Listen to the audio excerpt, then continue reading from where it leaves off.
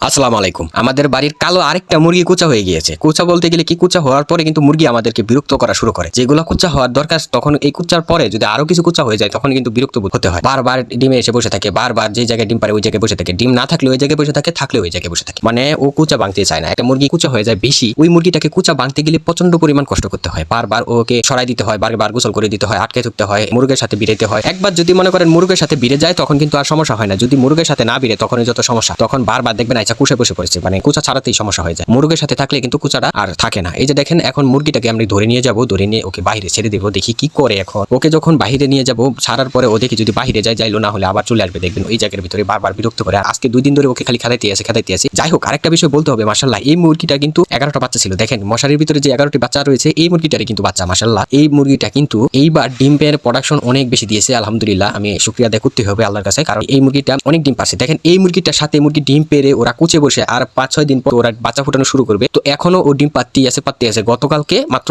ডিম পাড়া শেষ করলো মনে হচ্ছে। এখন আজকে দেখা যাক ওকে ডিম পারবে কি না, লাস্ট ডিম পারবে নাকি আবার কুচা হয়ে যাবে। যাই হোক, কুচা হলে সমস্যা নাই। আমি কুচা হলে মূলত আটকে রাখতাম বা ডিম সরিয়ে রাখতাম। 2টা বিষয় আপনাদেরকে বলেছি। এখন আপনাদের আরেকটা বিষয় বলে দেই, আমরা কিন্তু জুরির ভিতরে অনেকে আছে ডিম পাড়ায়, যখন জুরি বা পাতার বস্তা যেখানেই ডিম পাড়ায়, আমি মনে করি ওই স্থানটা যদি ওই জায়গা থেকে সরাই দেওয়া যায়, মানে যেই জায়গায় ওরা ডিম পারে, দেখেন এই জায়গায় কিন্তু এখন ডিম পাতাছে, এই জায়গাতে যদি আমি সরিয়ে দিই তখন কিন্তু কুচা ভেঙে যায় সহজে। এখন দেখেন আবার কিন্তু আইসা বসে পড়েছে, আবার সরাই দিলাম। এখন আমি কি মূলত ওদেরকে বারবার সরাই দিতে হয়। এখন 2-3টা একবারে কুচা হয়ে গেছিল, ইদানিং এগুলারে বারবার সরাই দিতে হয়েছে। মানে বিরক্ত হয়ে যাচ্ছিলাম। খাঁচার ভিতরে আটকে রাখতে পারতেছি না। কয়টাকে খাঁচার ভিতরে আটকে রাখবো, আবার 2-3টা এক লগে খাঁচার ভিতরে আটকে রাখবে, তারা মারামারি ঠুকরাঠুকরি শুরু করে, জখম হয়ে যাবে। এর জন্য আমি কি করছি, ছেড়ে দিয়েছিলাম। ও মা ছাড়ার পরে দেখি আবার যে জায়গায় ডিম পারছে ওই জায়গায় বসে পড়ে। এখন আপনাদেরকে আরেকটা পদ্ধতি বলে দিতে পারি, সেটা হচ্ছে আপনারা এই যে ডিম পাড়ার জায়গাটা আছে, এই ডিম পাড়ার জায়গাটাকে আপনারা সরাই দিবেন। আমি যেটাকে করতেছি সেটা হচ্ছে এই ডিম পাড়ার জায়গাটা সরাই দিতেছি। সরাই দিয়ে দেখেন সুন্দরভাবে ঢেকে দিব, যার কারণে ও আর জায়গাটা খুঁজে পাবে না। জায়গা না খুঁজে পাওয়ার কারণে আর বসতে পারবে না। আর এখানে দেখেছিলেন একটা ডিম, এই ডিমটা কিন্তু কাইঞ্জা ডিম, মানে নষ্ট ডিম, আমাদের বাসায় বলে কাইঞ্জা ডিম। তো এই কাইঞ্জা ডিমটাকে আমি রেখে দিয়েছি ডিম পাড়ার জন্য, উপকার হবে। প্রথম ডিম পাড়ার পরে যদি একটা ডিমকে বারবার আমি চাল দিই বা মুরগি ডিমটাকে, তখন দেখি ডিমটা নাড়াচাড়ার পরে ভিতরে যে ব্রুশটা থাকে ওইটা নষ্ট হয়ে যায়। এই জন্য আমি কি করছি, নষ্ট ডিমগুলো রেখে দিয়েছি। এগুলা ডিম পাড়ার জন্য কাজে আসবে। যে মুরগিটা ডিম পাড়তে আসবে ওই মুরগিটা দিয়ে দেবো পাত্রটা দিয়ে, তখন ডিম দেখে মুরগি কিন্তু বসে। হ্যাঁ, যারা মুরগি পালন করেন তারা এই বিষয়টা বুঝতে পারবেন বা জানেন। তখন আমি সহজে বসাতে পারি নতুন মুরগি ডিম পাড়ার জন্য। কোনো জায়গার ভিতরে যদি ডিম না থাকে, নতুন মুরগি বা পুরান মুরগি প্রথম যে ডিমটা পারে ওই ডিমটা পারার সময় ওরা জায়গা খুঁজতে থাকে, তখন ওরা যদি ডিম না থাকে ওখানে বসে। এর জন্য আমি এই নষ্ট ডিমগুলো রেখে দিয়েছি, সহজেই কিন্তু তাদেরকে বসাতে পারি আমি। ডিমটা কিন্তু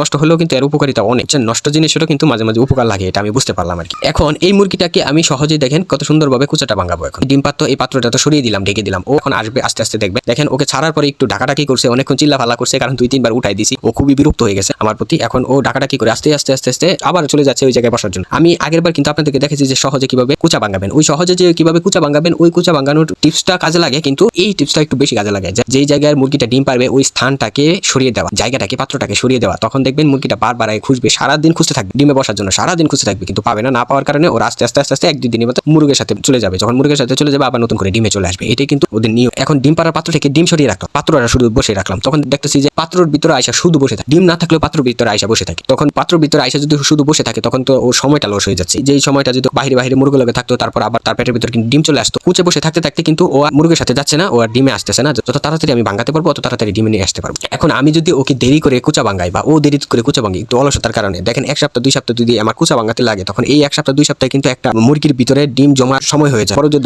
20 দিনের ভিতরে পাকাপোক্ত ডিম পাড়া আবার শুরু করে দেয়। এখন আমি একটা পদ্ধতি খুঁজতেছি, যত তাড়াতাড়ি সম্ভব দেশি মুরগি কুচা ভাঙানো যায়, সহজেই কুচা ভাঙানো যায়, খুব তাড়াতাড়ি কুচা ভাঙানো যায়। ওই নিয়মটাই কিন্তু আমি বারবার চেষ্টা করতেছি যে কোন পদ্ধতি পালন করলে, কোন নিয়মটা পালন করলে আমাদের মুরগিটা 2 দিনে বা 3 দিনের মাথায়, সর্বোচ্চ লাগাবে 3 দিন, 3 দিনের মাথায় ওরা কুচা ভেঙে যায়। কোন পদ্ধতিটা পালন করলে, এটাই আস্তে আস্তে পরীক্ষা করে আমি বের করতেছি।